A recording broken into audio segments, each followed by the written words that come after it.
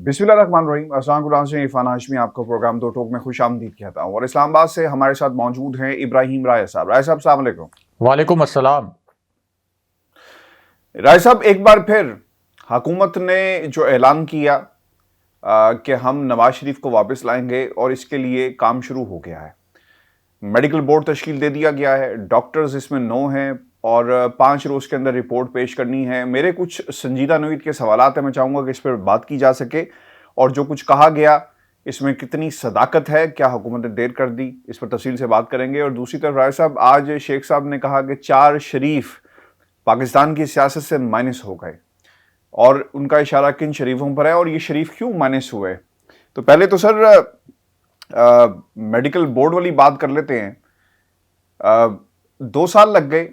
अब हुकूमत ने फैसला किया, लाहौर हाई कोर्ट का दरवाज़ा खटखटाने की तैयारी की जा रही है और उससे पहले एक ग्राउंड बनाई जा रही है। ऑब्वियसली जो ऑप्शंस थे उनको परखा जा रहा है, देखा जा रहा है कि मेडिकल बोर्ड क्या कहता है, वो रिपोर्ट्स जो बरतानिया से आई इनमें कितनी हकीकत है और क्या नवाज शरीफ का बरतानिया में रहना लाजमी है इन मेडिकल रिपोर्ट्स के मुताबिक जो बरतानिया से भेजी गई। और पाकिस्तान के डॉक्टर्स इस हवाले से क्या कहते हैं, यानी अब मुकाबला होगा पाकिस्तान के डॉक्टर्स वर्सेस बरतानिया के डॉक्टर्स का, और वो क्या कहते हैं, और खुसूसन उस वक्त जब नवाज शरीफ साहब एक दिन भी अस्पताल में नहीं रहे। राज साहब, आप इसे कैसे देखते हैं? अब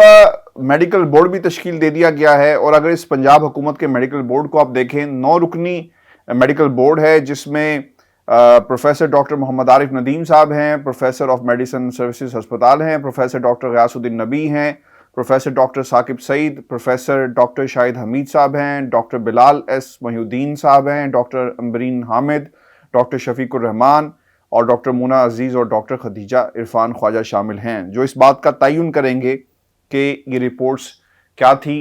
और कहाँ पे स्टैंड करती है। लेकिन इससे पहले कि राय साहब आप इस पर कमेंट करें, आपने शायद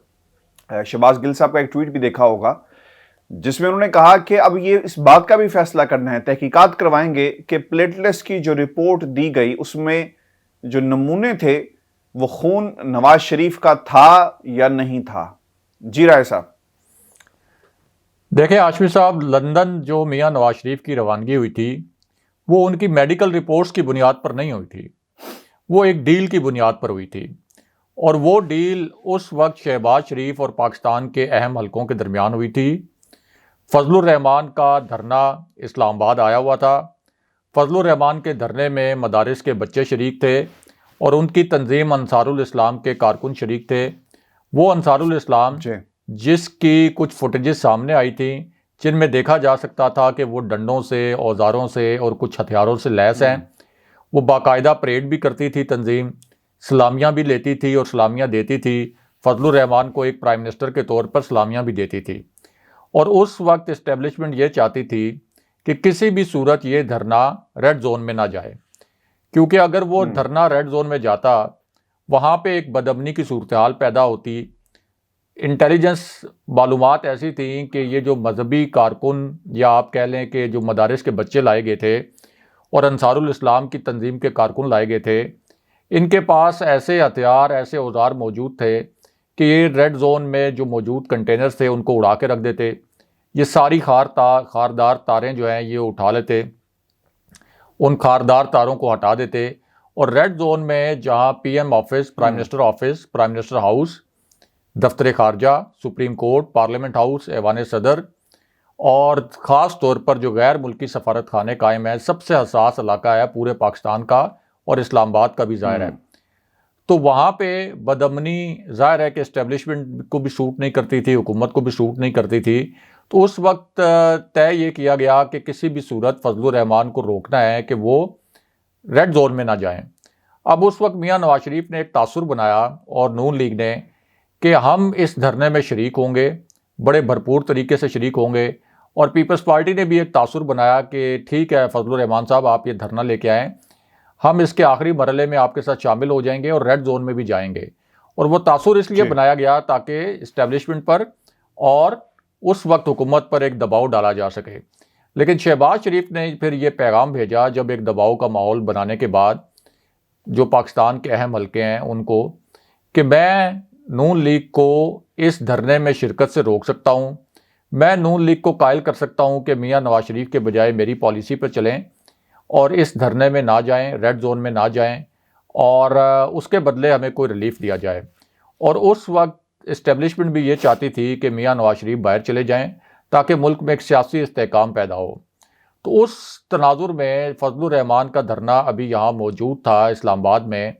انہی دنوں میں صرف 3 دن کے اندر میاں نواز شریف کی یہ ڈیل ہوئی۔ میاں نواز شریف کے پلیٹلیٹس جو ہیں وہ اوپر نیچے ہونے شروع ہوئے، بڑی تیزی سے، کبھی اوپر کبھی نیچے، حیران کن طور پر۔ میڈیکل سائنس کے متعلق بھی کہا جاتا ہے کہ بڑی حیران تھی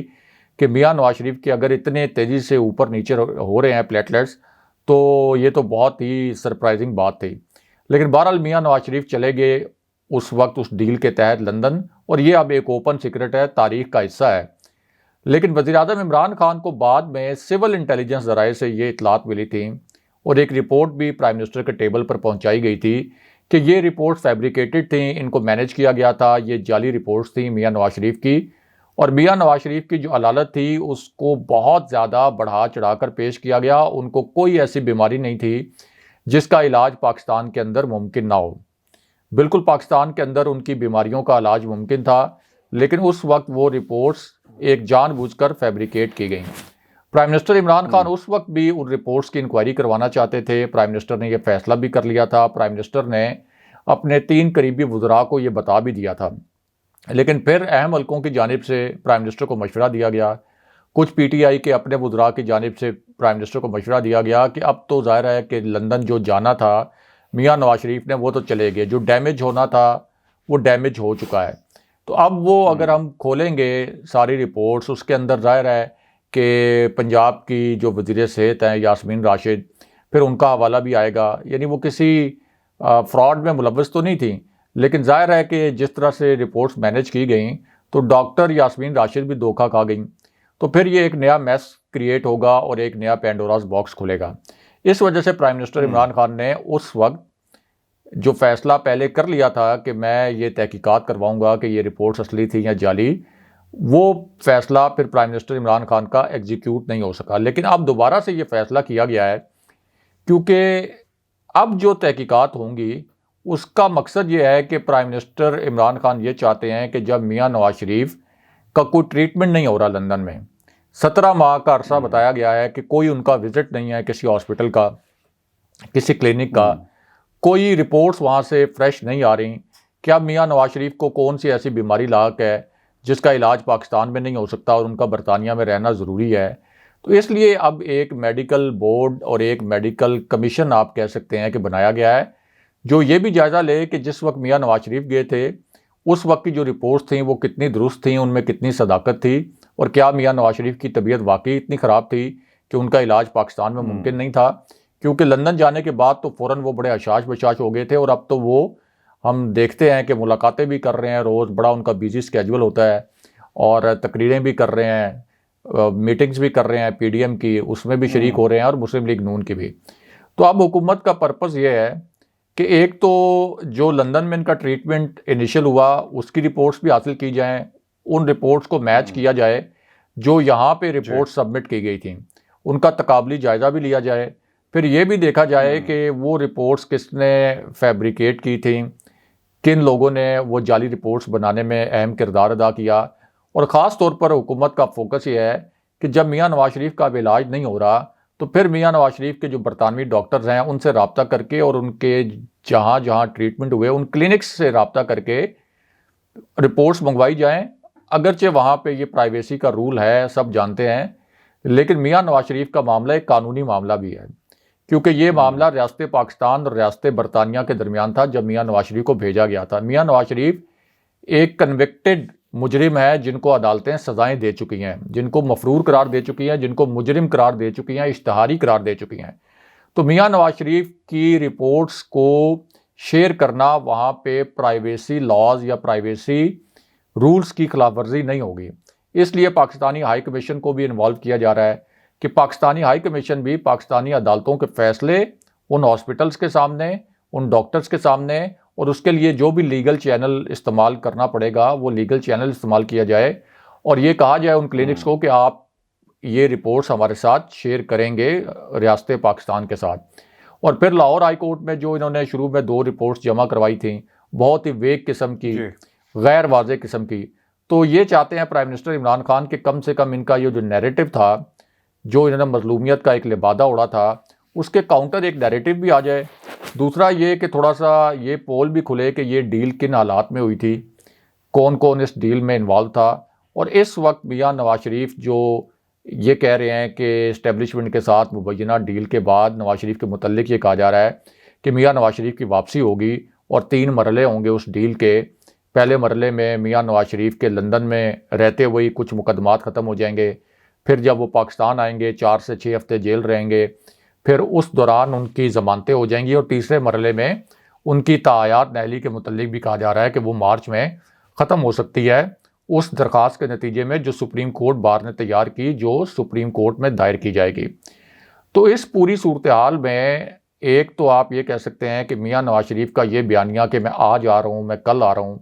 اور یہ جو تاریخ پہ تاریخ دی جاتی ہے اس کو بھی کاؤنٹر کرنا ضروری ہے۔ دوسرا، قوم کے سامنے ان کا پول کھولنا بھی ضروری ہے۔ ضروری نہیں ہے کہ جس قسم کا ڈیٹا یہ حاصل کرنا چاہتے ہیں برطانوی ڈاکٹر سے، برطانوی کلینک سے، وہ ان کو ملے، لیکن اگر میاں نواز شریف سچے ہیں اور میاں نواز شریف واقعی بیمار ہیں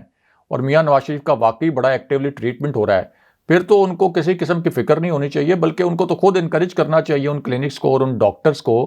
اور ان کو کہیں کہ بالکل جی میری بیماری کے متعلق جو رپورٹس ہیں آپ کے پاس وہ شیئر کریں، اور ان کو بتائیں کہ میں کتنا سنگین نوعیت کی مجھے بیماریاں ہیں اور کتنا سنگین نوعیت کا مجھے علاج جو ہے، میرا جو مرض ہے وہ کتنا سنگین نوعیت کا ہے، اور میرا علاج صرف برطانیہ میں ہو سکتا ہے، دنیا کے کسی اور خطے میں نہیں ہو سکتا۔ لیکن چونکہ میاں نواز شریف کا ٹریٹمنٹ نہیں ہو رہا، ان کی کوئی ایسی بیماری نہیں ہے جس کا کوئی اگریسو ٹریٹمنٹ ہو رہا، بالکل ٹھیک ہے، اس لیے میاں نواز شریف اس کے راستے میں رکاوٹ بنیں گے، وہ وہاں پہ کوئی لیگل ہیلپ بھی حاصل کریں گے اور پوری کوشش کریں گے کہ یہ رپورٹس حکومت پاکستان کو نہ مل سکیں۔ راز صاحب، ایک سوال آگے جانے سے پہلے اگلے ٹاپک پر لے یہ ضرور بتائیں کہ اگر نواز شریف صاحب بول نہ رہے ہوتے، خاموش رہتے، تو شاید یہ حالات نہ ہوتے، نمبر 1، اور کیا یہ ڈیل کا حصہ تھا کہ بھائی باہر جا رہے ہو خاموش رہنا ہے؟ جس طرح مشرف ٹائم میں بھی کہا گیا کہ عملی سیاست میں آپ حصہ نہیں لیں گے، یہاں پہ حصہ تو نہیں لے سکتے، لیکن انہوں نے یہاں پہ لندن میں سیکریٹریٹ ضرور بنایا ہوا ہے۔ دیکھیں، جس وقت میاں نواز شریف کے باہر جانے کا معاملہ سامنے آیا تھا، اس وقت ہم نے دیکھا کہ مریم نواز کا ٹویٹر جو آگ اگلتا تھا وہ بالکل خاموش ہو گیا تھا، کیونکہ ان کو جس وقت جو بیانیہ سوٹ کرتا ہے یہ وہ بیانیہ اپنا لیتے ہیں۔ اس وقت ان کو پتا تھا کہ ہمیں ڈیل مل رہی ہے، مریم نواز بالکل خاموش ہو گئیں، جس طرح آج کل خاموش ہیں۔ آج کل ان کی توپوں کا رخ اسٹیبلشمنٹ کی جانب اور فوج کی جانب نہیں ہوتا، تو اب ان کی کہاں گئی آئین کی بالادستی، قانون کا احترام اور آئین کے حدود میں رہیں ادارے؟ اب وہ ان کا نیریٹو کہاں گیا؟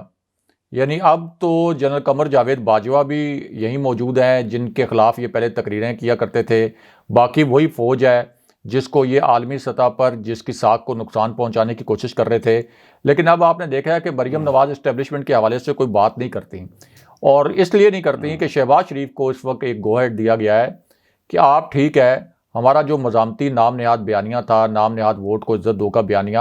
اس سے ہمیں تو رزلٹس نہیں ملے، الٹا منفی رزلٹس آئے، ہم تو الیکشن پہ الیکشن ہار گئے۔ جہاں جہاں مریم نواز گئیں وہاں وہاں مسلم لیگ نون الیکشن ہار گئی، جہاں جہاں مریم نواز نہیں گئیں وہاں پہ نسبتاً بہتر رزلٹس آئے مسلم لیگ نون کے لیے۔ تو اس لیے اب شہباز شریف کو چونکہ آگے کیا گیا ہے تو ان کو اب یہ بیانیہ سوٹ کرتا ہے کہ یہ خاموش رہیں، اور میاں نواز شریف کی جانب سے بھی اب اسٹیبلشمنٹ کے متعلق اس طرح کی ٹون میں بات نہیں کی جاتی جس طرح سے وہ پہلے کرتے تھے۔ اب میاں نواز شریف کو تو اصلاً خاموش ہی رہنا تھا وہاں جا کے۔ میاں نواز شریف کچھ عرصہ خاموش رہے، اس کے بعد جس طریقے سے انہوں نے پہلے والی ڈیل توڑی تھی جب وہ سعودی عربیہ گئے تھے، اسی طرح انہوں نے پھر زبیر عمر کو بھیجا جنرل باجوہ کے پاس، اور جنرل فیض حمید کے پاس 2 ملاقاتیں ہوئی ان کی۔ دوسری ملاقات میں جنرل فیض حمید بھی موجود تھے، پہلی ملاقات میں جنرل فیض حمید نہیں تھے، اور ان 2 ملاقاتوں میں ڈیل کی کوشش کی، ریلیف لینے کی کوشش کی۔ جب ان کو ڈیل نہیں ملی، اس کے بعد پھر انہوں نے جو لندن جانے والے معاملے پر ڈیل کی تھی وہ توڑ دی۔ اس کے بعد ریاست پاکستان کو بلیک میل کرنا شروع کر دیا، جنرل باجوہ کو بلیک میل کرنا شروع کر دیا، جنرل باجوہ کو دھمکیاں دینا شروع کر دیں، ان پر آرٹیکل 6 کے تحت غداری کا مقدمہ چلانے جیسی باتیں کرنا شروع کر دیں۔ تو اس کا تو فواد چودھری نے بڑا زبردست قسم کا ایک بیان دیا تھا، اور اس بیان کے اندر پوری کہانی جو ہے وہ سامنے آ جاتی ہے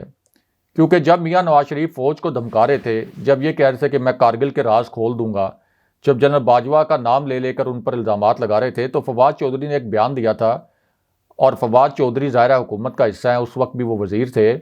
تو وہ بڑے باخبر بھی ہوں گے، تو انہوں نے کہا تھا کہ جن لوگوں نے میاں نواز شریف کو باہر بھیجا، جن قوتوں نے، ان کو احساس ہو گیا ہوگا کہ میاں نواز شریف کو باہر بھیج کر انہوں نے کتنی بڑی غلطی کی۔ تو فواد چودھری کا اشارہ کس کی جانب تھا؟ ایک حکومتی وزیر یہ کہہ رہا ہے کہ جن حلقوں نے اور جن لوگوں نے باہر بھیجا ان کو احساس ہو گیا ہوگا کہ نواز شریف کو باہر بھیجنا کتنی بڑی غلطی تھی، کہ وہ فوج کو نشانہ بنا رہے ہیں اور ریاست کو نشانہ بنا رہے ہیں۔ تو ظاہر ہے کہ ان کا اشارہ اسٹیبلشمنٹ کی جانب تھا، اگر بہت صاف الفاظ میں بات کریں تو اسٹیبلشمنٹ نے تو ہو سکتا ہے اس وقت گڈ فیتھ میں ایک موو کیا ہو کہ ملک کے اندر چلیں، سیاسی استحکام آئے، معیشت آگے بڑھے، اور یہ جو بلیک میلنگ ہے شریف فیملی کی یہ ختم ہو، کیونکہ ان کو پتہ تھا کہ یہاں بھی رہ کے وہ بلیک میلنگ کریں گے، لیکن وہاں جا کر میاں نواز شریف نے بڑے پیمانے پر عالمی کھلاڑیوں کو ساتھ ملا کر بلیک میلنگ کرنی شروع کی، اس ریاست کو بلیک میل کرنا شروع کیا،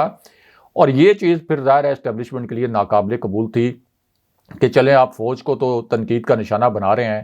چلیں باجوہ کو تنقید کا نشانہ بنا رہے ہیں، لیکن آپ تو عالمی پلیئرز کے ساتھ مل کر ریاست پاکستان کے خلاف بھی سازشیں کر رہے ہیں، اور یہ کہہ رہے ہیں کہ ہمیں دوبارہ اقتدار میں لائیں ورنہ ہم ریاست کو بھی نہیں چلنے دیں گے۔ آپ آزاد کشمیر کے متعلق بھی اس طرح کے نعرے لگوا رہے ہیں، اس طرح کے ٹویٹس کر رہے ہیں کہ آزاد کشمیر میں فوج کے خلاف بغاوت ہو گئی ہے۔ تو یہ وہ پورا کانٹیکس تھا جہاں سے پھر اسٹیبلشمنٹ بہت زیادہ اریٹیٹ بھی ہوئی میاں نواز شریف سے، اور اب جو کہا جا رہا ہے ڈیل کی باتیں جو کی جا رہی ہیں کہ کوئی ڈیل ہو رہی ہے، تو اتنا کچھ کرنے کے باوجود میاں نواز شریف کی جانب سے فوج پر اتنے سنگین الزامات لگانے کے باوجود، ریاست پاکستان کو بلیک میل کرنے کے باوجود اگر یہ ڈیل ہو رہی ہے، پھر تو یہ بہت ہی انفیئر ہوگا اس قوم کے ساتھ اور عوام کے ساتھ۔ لیکن ہاشمی صاحب،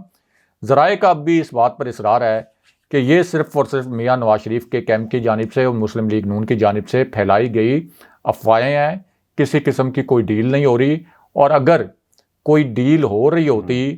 اگر کسی قسم کا کوئی سمجھوتا ہو رہا ہوتا، کوئی مفاہمت ہو رہی ہوتی، تو عملی طور پر اب تک کچھ نہ کچھ نظر آ جاتا، لیکن عملی طور پر آپ دیکھیں گراؤنڈ پہ کچھ بھی نہیں ہوا۔ یعنی منی بجٹ کا جو مارکہ تھا وہ بھی حکومت نے جیت لیا، اس سے پہلے پارلیمنٹ کا مشترکہ اجلاس تھا، انتخابی اصلاحات کا راستہ روکنا چاہتی تھی اپوزیشن، وہ بھی راستہ رک گیا، تحریک عدم اعتماد کا راستہ بند ہو گیا، منی بجٹ میں جو حکومت نے اپنی عددی اکثریت ثابت کر دی، تو وہ تحریک عدم اعتماد والا نیریٹو بھی مر گیا، جہاں یہ دعوے کر رہے تھے کہ نمبر پورے ہیں، اور اسٹیبلشمنٹ نے گو ایڈ دے دیا ہے، اور اسٹیبلشمنٹ کہہ رہی ہے کہ صرف عمران خان کو مائنس کر دیں، اور عمران خان کو مائنس کرنے کے بعد تحریک انصاف سے کسی اور رہنما کو پرائم منسٹر بنا دیں۔ یعنی یہ تاثر مسلم لیگ نون اور پیپلز پارٹی دے رہے تھے، لیکن اب وہ تحریک عدم اعتماد کا راستہ بھی بند ہو گیا، کیونکہ ایک دن پہلے منی بجٹ جہاں حکومت کو اپنی عددی اکثریت ظاہر کرنی تھی اور اپوزیشن کو اپنی عددی اکثریت ثابت کرنی تھی، وہاں 18 ووٹوں سے دوبارہ اپوزیشن کو شکست فاش ہو گئی۔ تو اس کا مطلب ہے کہ تحریک عدم اعتماد آ نہیں سکتی، اس کا مطلب ہے کہ تحریک عدم اعتماد آ بھی گئی تو وہ ناکام ہوگی، اور جہانگیر ترین گروپ کے لوگ جن کے اوپر تکیہ کیا جا رہا تھا وہ بھی ابھی تک پرائم منسٹر عمران خان کے ساتھ اور تحریک انصاف کے ساتھ کھڑے ہیں۔ اسی طرح تحریک انصاف کے اتحادیوں کے جو ریزرویشنز ہیں وہ اس طرح کے پیچیدہ اور نازک مواقع پر سامنے آتے رہتے ہیں، لیکن ووٹ انہوں نے پھر بھی حکومت کو ہی دیے۔ تو اس سے تو صاف ظاہر ہو گیا کہ ڈیل کے متعلق جو افواہیں پھیلائی جا رہی ہیں وہ محض افواہیں ہیں۔ اگر یہ افواہیں نہ ہوتیں تو ان کے کچھ نہ کچھ ٹریلرز کچھ نہ کچھ عملی طور پر ہمیں ہوتا ہوا نظر آ رہا ہوتا۔ راز صاحب، یہ جو مائنس عمران خان فارمولہ ہے، ایک تو یہ بھی فارمولہ ہے، اور دوسرا شیخ صاحب نے بھی کہہ دیا کہ -4 شریفوں کا وہ ذکر کر رہے ہیں، تو بتائیں کہ مائنس کون ہوگا؟ 4 شریف مائنس ہوں گے یا عمران خان مائنس ہوں گے؟ دیکھیں، جو مائنس عمران خان فارمولے کے متعلق افواہیں پھیلائی جا رہی ہیں یا جو دعوے کیے جا رہے ہیں، پہلے ان افواہوں کے متعلق بتاتے ہیں کہ یہ دعویٰ کیا کیا جا رہا ہے۔ دعویٰ یہ کیا جا رہا ہے کہ جب پرائم منسٹر عمران خان کے خلاف تحریک عدم اعتماد آئے گی، پرائم منسٹر عمران خان اس تحریک عدم اعتماد کے نتیجے میں وزارت عظمیٰ سے ہٹ جائیں گے، ایک نیا وزیر اعظم تحریک انصاف سے آئے گا، اس کے بعد وہ 2023 میں الیکشن نہیں کروائے گا بلکہ 6 ماہ کے اندر الیکشن کروا دے گا۔ یعنی اس کے بعد نئی حکومت بنے گی، نئی کیبنٹ بنے گی۔ ظاہر ہے اگر پرائم منسٹر عمران خان وزارت عظمیٰ سے ہٹتے ہیں تو پھر نیا وزیر اعظم آئے گا، چاہے وہ تحریک انصاف سے ہو، تو اس کو ایک نئی کیبنٹ بنانی پڑے گی. بالکل اسی طرح جیسے میاں نواز شریف جب نااہل ہوئے تھے, شاہد خاقان عباسی پرائم منسٹر بنے تھے, تو پوری کابینہ ڈیزالو ہو گئی تھی اور پھر شاہد خاقان عباسی کو ایک نئی کابینہ بنانی پڑی تھی. اور پھر یہ کہا جا رہا ہے کہ وہ جو نئی حکومت آئے وہ اس ڈیل کے تحت 6 مہینے میں یعنی سپتمبر میں یا اکتوبر میں الیکشن کروائے, اور یہ الیکشن 2023 میں جو ڈیو ہیں اگست میں یا سپتمبر میں یا جولائی میں, وہاں پر نہ ہوں, یعنی 16 مہینے کے بجائے یہ 6 مہینے کے اندر ہو جائیں. اور یہ پھر تاثر دیا جا رہا ہے کہ اسٹیبلشمنٹ نے اس کے لیے گو ایڈ دیا ہے اور دونوں آپشنز کہا ہے کہ آپ استعمال کریں, تحریک عدم اعتماد کا بھی اور لانگ مارچ کا, اور لانگ مارچ میں جا کے آپ ریڈ زون میں بدامنی پھیلائیں اور ہم آپ کی کوئی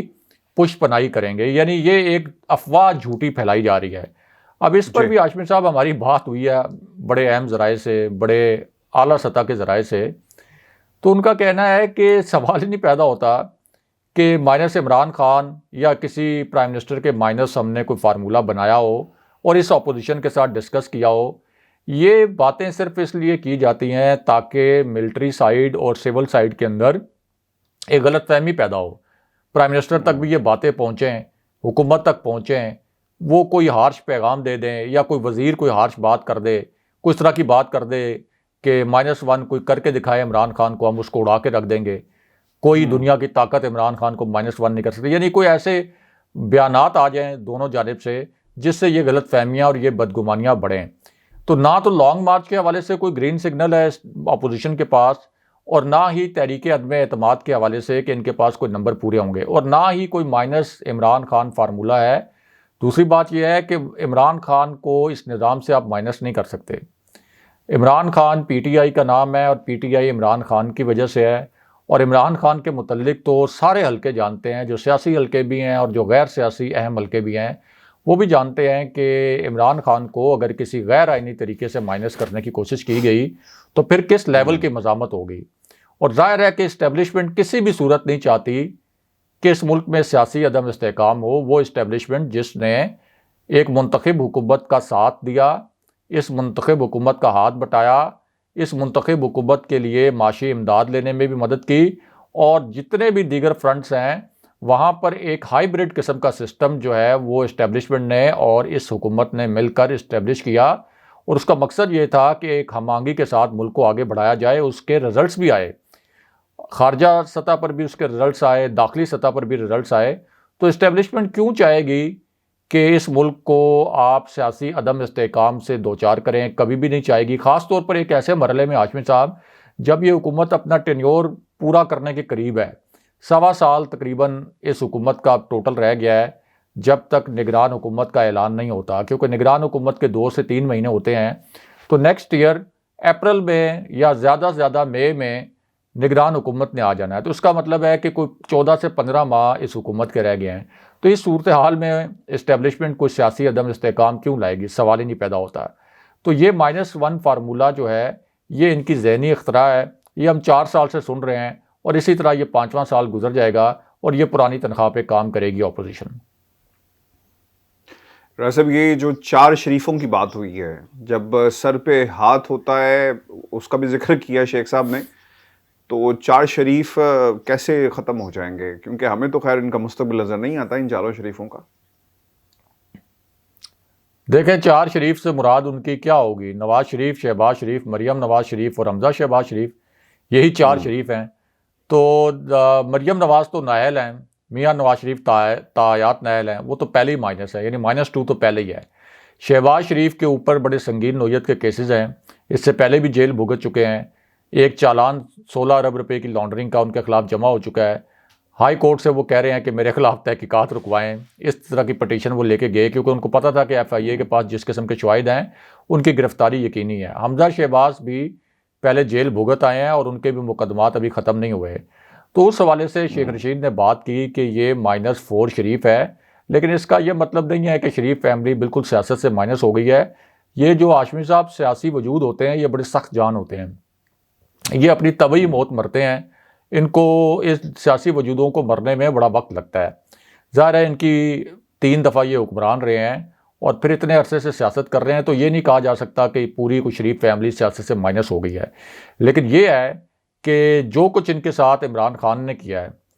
جس طرح کا احتساب عمران خان نے ان کے ساتھ کیا ہے قانونی رکاوٹوں کے باوجود اور اس نظام کی خامیوں کے باوجود، اس طرح کا سلوک ان سے کبھی بھی نہیں ہوا تھا، اور یہ کبھی بھی ایکسپیکٹ نہیں کرتے تھے کہ ہمارا بھی کوئی احتساب کر سکتا ہے، ہمیں بھی جیلوں میں جانا پڑ سکتا ہے، ہمارے سے بھی FIA سوال کر سکتی ہے، ہمارے اوپر بھی نیب کے ریفرنسز دائر ہو سکتے ہیں۔ تو یہ وزیر اعظم عمران خان ہی تھے جو ایک فائٹر تھے، اور جنہوں نے اتنا بڑا ایک منظم، آپ یہ کہہ سکتے ہیں، جس کو عدالت نے سسیلین مافیا کہا، اس قسم کے مافیاز کا پاکستان کے اندر مقابلہ کیا۔ تو یہ شریف فی الحال تو مائنس ہیں، لیکن پرائم منسٹر عمران خان تو پلس ہی پلس ہیں، وہ تو کسی بھی صورت مائنس نہیں ہے، اس نظام کا حصہ ہیں، پرائم منسٹر بھی ہیں، اور فی الحال وہ پلس ہی نظر آ رہے ہیں، کہیں دور دور تک مائنس ہوتا ہوا ان کا کسی قسم کا کوئی امکان نظر نہیں آتا۔ بہت شکریہ ویورز، یہ ہمارا آج کا شو تھا۔ اپنے کمنٹس ضرور بھیجیے گا، چینل کو سبسکرائب کرنا مت بھولیں۔ مجھے اور ابراہیم راجہ صاحب کو اجازت دیجیے، اللہ نے کے بعد۔ اللہ حافظ۔